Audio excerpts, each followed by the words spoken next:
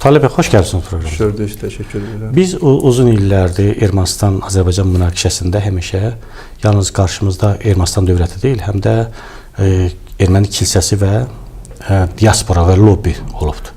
Yəni əslində üç güclə savaşmışıq: Ermənistan dövləti, kilsə və diaspora təşkilatları. Əslində Ermənistanı həmişə idarə edən kilsə olur. Kilsə təkcə dini bir baxış yeri deyil. Dini bir ayin eldələcəklər yer deyil. Həm də onların milli kimliyini formalaşdıran bir institut kimi rol oynayır. Və eyni zamanda bu diaspora təşkilatları da həm onların beynəlxalq aləmdə həm maliyyə baxımından, həm təbliğat baxımından açar rol oynayırlar.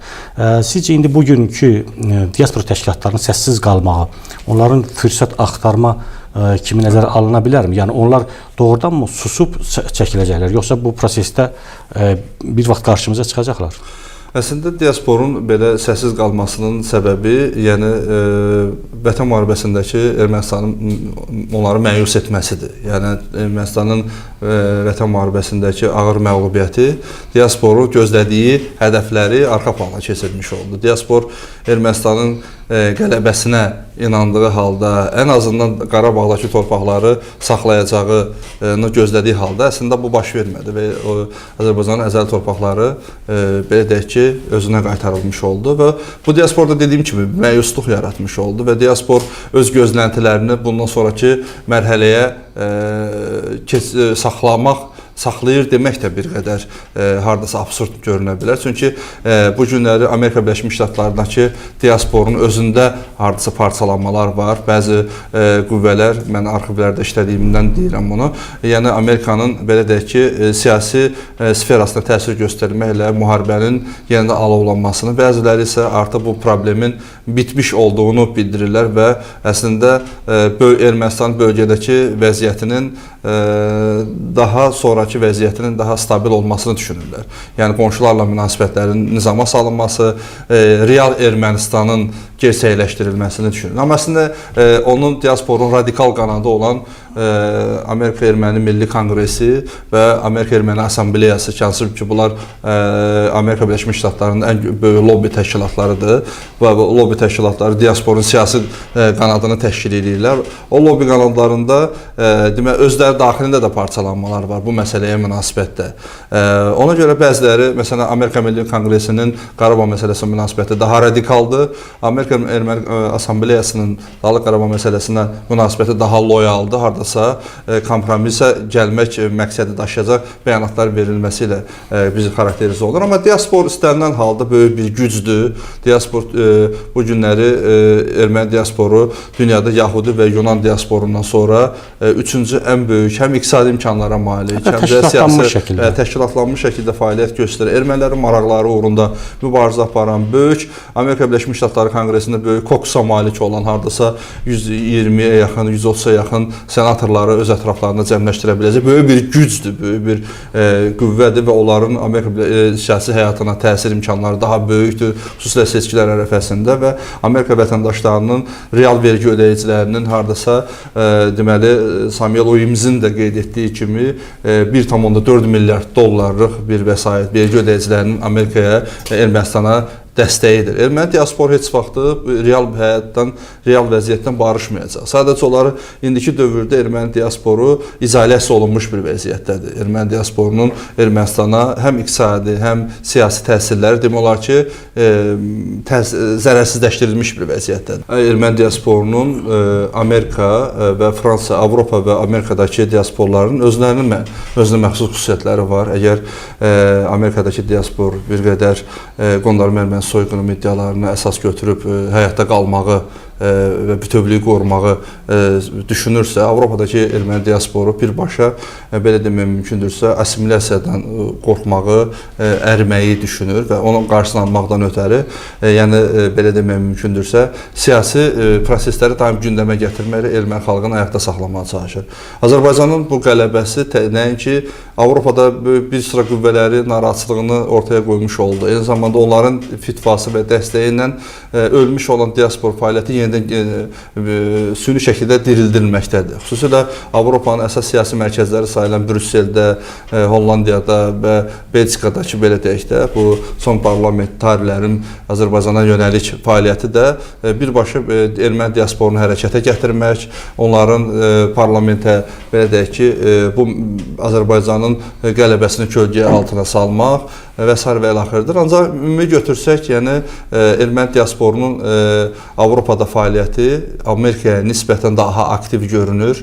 Bu da xüsusilə Fransadakı erməni lobby təşkilatlarının, eyni zamanda diaspor fəaliyyətinin daha iqtisadi imkanlara malik olmasıdır. Parlamentarilərin ələ almaqla məşğuldur. Amma Avropadakı o adlarını çəkdiyimiz ölkələrin Azərbaycana qarşı qərəzli mövqeyidir bu əslində. O qərəzli mövqe, yəni həm Azərbaycan qələbəsini həzm etməməkdir, Azərbaycan bölgədə, regionda imkanlarının artdığını həzm edə bilməməsidir. Eyni zamanda da diasporu bu işə belə deyək ki, şirinlikləndirməklə, ümumiyyətlə seçki öncəsi ərəfədə bir növ bəlkə də erməni hökumətinə belə deyək ki, bildirməyə çalışırlar ki, bu məsələ öz əlini tapmayıb və hardasa Avropadakı erməni diasporunun maraqları da nəzərə alınmalıdır və yaxud da diaspor yalnız kənarda saxlanıla bilməz. Diaspor Ermənistan siyasi həyatında bir nömrəli aktorlardan biri olmalıdır və onun təsir imkanları mütləq nəzərə alınmalıdır. Biz 20-ci əsrin özünə belə baxsaq, görərək ki, bir neçə mərhələlərdə biz ermənilərlə həmişə münaqişədə olmuşuq. Yəni onlar tərəfindən başladılan bir münaqişə olubdur və bunlardan barışıq da əlin olubdur. Amma bu heç vaxt davamlı olmur. Çünki millətin şuurunda, yaddaşında həmişə bir düşmənçilik obrazı var. Və bunu yaradan təkcə diaspora deyil. Diaspora indi bunu kənardan dəstək verən bir güc idi. Amma bunu ən çox tətikləyən və el arasında belə ilana ağ verən kərtənkələ deyil. Bu xətti yönədən kilsədir. Düzdür, kilsənin son hadisələrdə də kilsədən tutulanlar var, onları da biraz neytrallaşdırmış kimi görünür. Amma kilsənin burada rolu nədir? Kilsə gələcəkdə hansı eləyə biləcək? Kilsə, ümumiyyətlə, erməni kilsəsi, həm də bayaq da dedik, milli kimliyi daşıyıcısı bir institut rolunu oynayır. O sülh proseslərində razılaşacaqmı?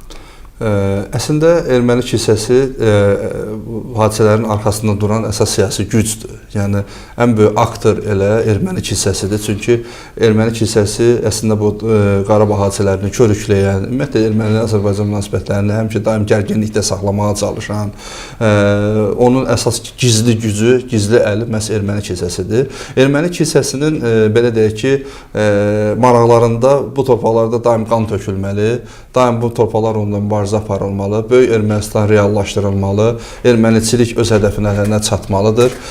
Bunun üçün də yəni böyük Ermənistan planı daim o kilsənin ambarlarında yatmış xəritələrdə öz əksini tapır.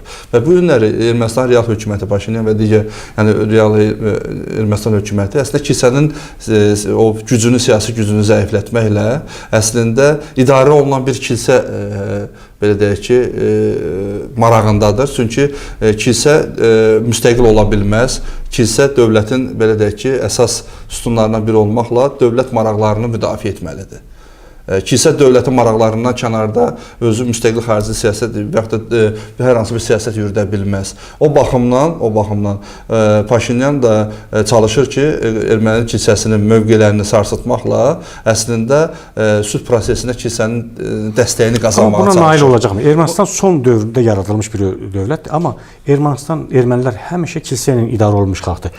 Ermənistandakı kilsələri sakitləşdirə bilərsən, amma kənarda da ermənilər o kilsələrlə idarə olunurlar əslində. Onlar necə edə bilirlər? Əslində tamamilə doğrudur və Ermənistandakı etməcə kilsəsinin belə deyək ki, mövqeyi sarsıldı, kilsə xadimləri tutularaq içəri atıldı, müəyyən işlər görüldü, yəni daxildə müəyyən işlər görüldü. Təbii ki, bu sülh prosesinə gedən yolda böyük bir addımdır. Amma bildiyimiz kimi təbii ki, Antilyas kilsəsi var, yəni sonra İstanbulda Patriarx kilsəsi var ki, ermənilərin böyük kilsəsidir. Türkiyədə bir neçə kilsələr var. Böyük bir kilsəsi İstanbulda yerləşir bunların. Böyük bir kilsəsində bir Antilyas kilsəsi Livanda yerləşir. Çünki diaspora iki əsas kilsə ətrafında formalaşıb. Yəni bu kilsələrin fəaliyyəti diasporadakı fəaliyyəti o qədər də önəm kəsb etmir. Əsas yəni onların Ermənistana təsir imkanları o kilsələrin demək olar ki, o qədər də deyil, etməcin qədər deyil. Etməcin isə daxildə olan və dövlət içində dövlət funksiyası daşıyan bir kilsədir. Ona görə də ermənilər hər zaman kilsəyə inanıblar. Dövlətçilik olmadığı hallarda kilsə o funksiyanı özlərinə götürüb və kilsə müəyyən işlər görüb. Kilsə erməni ərazilərinin böyüdülməsində böyük rol oynayıb. Kilsə əslində erməni xalqının ayaqda qalmasında əsas fiqurlardan biri olmuşdur. Amma bugün kilsənin o zaman dağıdıcı fəaliyyəti arxa planda qalmışdır. Yəni bu hadisələri körükləyəcək planları erməni xalqının düşüncəsində arxa planda qalmışdır. Çünki onların həyatda var olmasının əsas açarkisi olduğuna görə kilsənin o digər fəaliyyəti kölgədə qalmışdır. Bugün erməni xalqı əslində hökumətin kilsəyə olan münasibətindən o qədər də məmnun deyil. Bu onu göstərir ki, kilsə identikliyi o qədər erməni xalqının beyinlərində oturub ki, oturuşmuş bir şuur altında bir yerdədir ki, o stereotipləri dağıtmaq hələ bu qədər tez deyil. Yəni tezdir hələ. Yəni belə fikrimi belə çatdırım ki, yəni elə də asan deyil. Ona görə illər lazımdır ki, erməni kilsəsinin o indi illərlə erməni xalqının beyinlərində otuzdurduğu o belə deyək ki, şüarları sındırmaq, dağıtmaq bir 10 illər alacaqdır. Amma indiki real vəziyyətdə hökumətin etməcil kilsəsini belə deyək ki, zərərsizləşdirdiyi bu mərhələdə onun seçki prosesinə təbii ki, kifayət qədər yetərli bir mövqeyə gətirib çıxartmışdır. Amma ermənilərin tarixindən və yaddaşından, özlərinin bugünkü həyatından kilsəni də çıxarsan, ermənilərin özündə də bir şey artıq qalmayacaq. Yəni bunu ermənilər özləri anlayır. Onlar Paşinyan özü də bilir ki, yəni erməni xalqının bu vəziyyətə düşməyində, onun bütün bölgə xalqlarına qarşı bir mənfi imij formalaşdırmasında, bölgə xalqlarının hər birinə qarşı ərazi iddiaları əsas səbəbkarı kilsə olduğuna görə bu xalqı uçuruma aparan, bəlaya aparan da kilsədir. Kilsənin ətrafında erməni dövləti yox, dövlət kilsə ətrafında formalaşa bilməz. Kilsə dövlətin əsas atributlarından biridir. Yəni o baxımdan erməni dövləti o vaxt güclü olacaq ki, kilsə ona tabe olacaq. Kilsə onun belə deyək ki, təsirləri altında qalacaqdır. Buna etməyə çalışıb. Ancaq yenə qeyd etdiyim kimi, əlbəttə ki, erməni xalqının həyatda var olduğu əsas belə deyək ki, alət, əsas aktor kilsədir. Kilsə təbii ki, əslində elə Vətən müharibəsindən bu günə qədər də apardığı təbliğatın kökündə dayanan səbəb yenə də torpaqların geri qaytarılması, revanşist qüvvələrə dəstək, erməni 2-ci Qaraginin belə deyək ki, hakimiyyətin əks cəbhəsində yer alması, belə deyək ki, onun diasporadakı o müəyyən siyasi qüvvələri tətkikləməsi, Paşinyana qarşı onları vəhdət gətirməsi, siyasi mübarizənin təşkili və s. bütün bunlar hamısı təbii ki, kilsəyə qarşı aparılan fəaliyyəti, belə deyək ki, daha da gücləndirir. Mən hesab edirəm ki, erməni xalqı, yəni öz real, belə deyək ki, addımını ataraq doğru qərar qəbul edəcək və kilsənin buxovundan bir dəfəlik xilas olacaq.